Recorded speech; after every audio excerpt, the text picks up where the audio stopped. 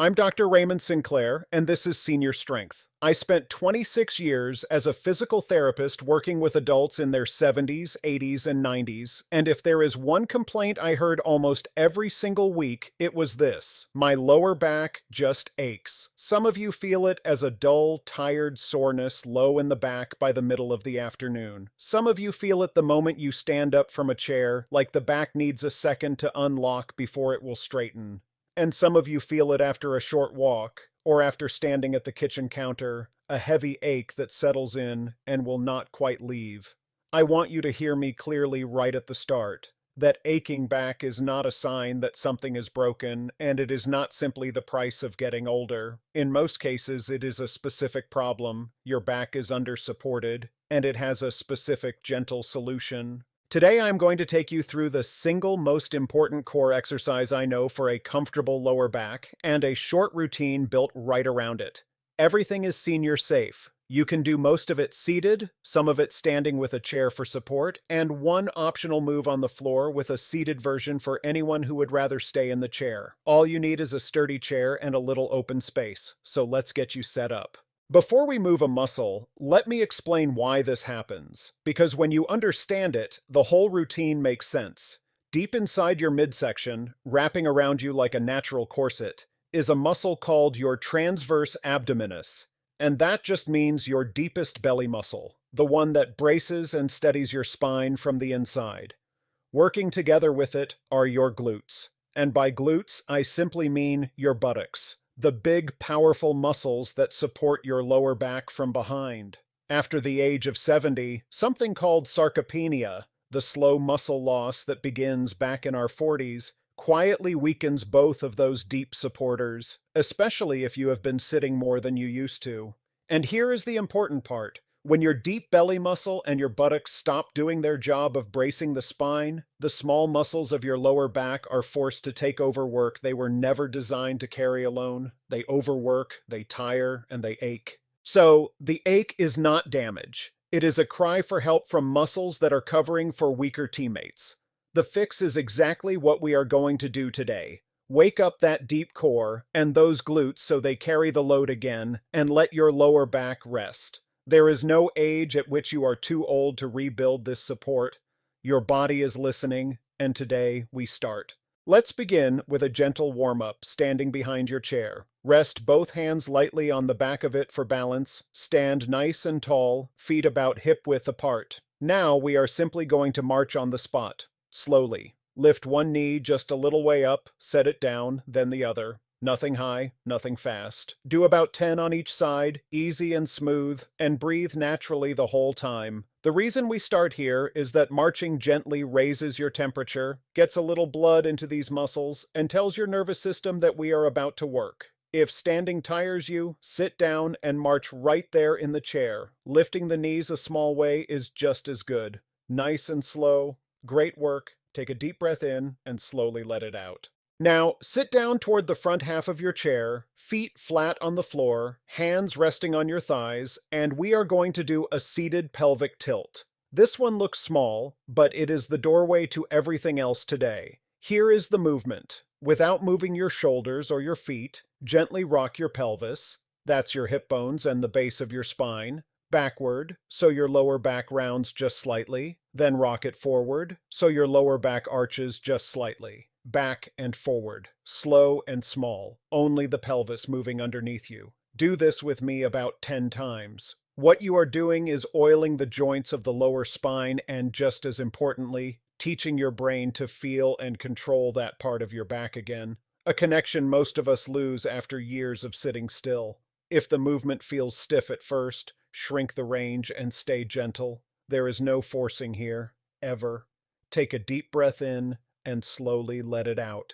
Now it is time for the headline exercise. The number one move in today's whole session, and the single most important thing I can teach you for an aching lower back. It is called the deep core brace, and you may also hear it called the abdominal draw-in. Stay seated, sitting tall, and rest one hand flat on your belly. Here is the movement, and it is quieter than any exercise you have ever done. Gently draw your belly button in toward your spine, as if you were tightening a belt one notch, not sucking your stomach in hard. just a soft, firm, gentle tightening. You should feel the muscle under your hand quietly firm up. Now hold that gentle brace for about 5 seconds, and here is the part everyone forgets. Keep breathing the whole time, in and out, normally, while the brace stays on, then release. We will do that about 5 times, 5 seconds each. This deep muscle is the true support belt of your spine, and when you practice switching it on like this, you are retraining the exact muscle that has been asleep, the one whose job is to take the load off your aching back. If you feel any pull or sharp discomfort at all, only brace half as hard. The gentle version still works beautifully. This one small skill, practiced daily, changes more backs than anything else I have ever prescribed. Take a deep breath in and slowly let it out. Let's put that brace straight to work. Stay seated, sitting tall, hands resting lightly on the chair. We are going to do a seated march, but this time before you lift, you gently switch on that deep core brace we just practiced, drawing the belly in. Now, with the core braced, slowly lift one knee a small way up, set it down, and lift the other. The whole point is that your back stays perfectly still while your legs move. The brace holds you steady from the inside. Do about 10, 5 on each side, slow and controlled. This teaches your deep core to do exactly what it is meant to do in real life. Keep your spine calm and supported while your legs carry you through your day, up from a chair, across a room, up a step. If lifting the knee feels like too much, barely lift the foot at all. Even toes brushing off the floor counts as long as the brace stays on. Feel your midsection quietly working to keep you steady. That steadiness is the whole prize. Take a deep breath in and slowly let it out. Now stand back up behind your chair, hands resting on it, standing tall. This next move wakes up your glutes. Again, that just means your buttocks. The powerful muscles that support your lower back from behind. Here is all you do. Standing tall, gently squeeze both buttocks together as firmly as is comfortable and hold that squeeze for about 3 seconds. Then release. We will do about 10 of these. Keep breathing throughout. Do not hold your breath and try not to tuck your hips hard or clench anywhere else. It is just a clean, firm squeeze of the buttocks and then a release. When your glutes are strong and switched on, they take an enormous amount of strain off your lower back, because they are what should be powering you up from chairs and up the stairs. Weak, sleepy glutes are one of the most common hidden reasons a lower back aches. If standing is uncomfortable today, do this exact same squeeze sitting down, pressing your buttocks gently into the chair. Same muscle, same benefit. Take a deep breath in and slowly let it out. Stay standing behind your chair, both hands resting on the back of it, and now we are going to learn a gentle hip hinge, one of the most protective movements your back can ever learn. Soften your knees just slightly so they are not locked. Now, keeping your back long and flat and switching on that deep core brace, slowly send your hips backward, letting your upper body tip forward just a short way. A small, shallow hinge, folding from the hips and not from the waist. Then squeeze those buttocks and stand tall again. Go slowly, about 10 times, and keep the range short and comfortable. This is the single most important pattern for protecting your back in daily life, because every time you reach for something low, load the dishwasher, or pick up a grandchild, this is the movement that keeps the strain out of your spine. Keep both hands on the chair the whole time and never round your back forward. Long and flat, small and slow. If in any doubt, make the hinge tiny. Take a deep breath in and slowly let it out. Now let's add a little gentle side movement to keep the whole trunk mobile. Stand tall behind your chair, holding it with one hand, feet hip-width apart. Let your free hand rest on the side of your thigh. Now, staying facing straight forward, do not lean backward and do not twist. Slowly slide that hand a little way down the side of your thigh, bending gently to the side, then come back up tall. Do about 8 of these, then switch hands and do the other side. This gently mobilizes the muscles along the side of your trunk, including a deep one called your quadratus lumborum, and that is just a muscle low on the side of your back that often gets tight and cranky with sitting. Keep every movement small and smooth. This is about gentle mobility, not a deep stretch. If your balance feels at all uncertain, keep the range tiny and both feet planted firmly. Take a deep breath in and slowly let it out. Here is our final movement, and this is the optional floor exercise. But stay with me, because there is a seated version that works just as well. So this one is for everybody. If you are comfortable getting down to the floor and back up safely, lie on your back, knees bent, feet flat and hip width apart, arms resting by your sides. Switch on your deep core brace, then push down through your heels and slowly lift your hips a little way off the floor, squeezing your buttocks at the top. Hold for about 2 seconds, then lower slowly, one bone of the spine at a time. Do about 10. This is called a glute bridge, and it is the finest exercise there is for linking your glutes and your deep core together to protect the back. Now, if the floor is not for you today, here is your version, and it is excellent. Sit tall in your chair and simply do a strong glute squeeze, pressing both buttocks down into the seat, holding about 2 seconds, and releasing about 10 times. You get the same muscles firing. Never force yourself onto the floor. The seated version is a real exercise, not a lesser one. Take a deep breath in and slowly let it out. Let's bring the session to a close with 2 gentle cool-down stretches, both seated, both soothing for a tired lower back. The first is a gentle knee-to-chest stretch. Sitting tall toward the front of your chair, reach down and softly draw one knee up toward your chest, holding gently behind the thigh with both hands, never over the kneecap. Bring it only as far as is comfortable, and you will feel a soft, pleasant lengthening low in your back. Hold it there for about 30 seconds, breathing slowly and normally the whole time. Do not hold your breath, and do not pull hard. Then lower that leg and do the other side for another 30 seconds. This gently lengthens the lower back muscles that have been working for you today and quietly settles down any leftover tension.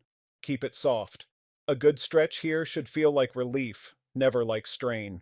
Our very last movement is a gentle seated twist to keep your spine mobile from side to side. Sit tall, feet flat on the floor. Rest your right hand on the outside of your left thigh and slowly, leading with your chest, turn your upper body gently to the left, only as far as feels easy, and look softly over that shoulder.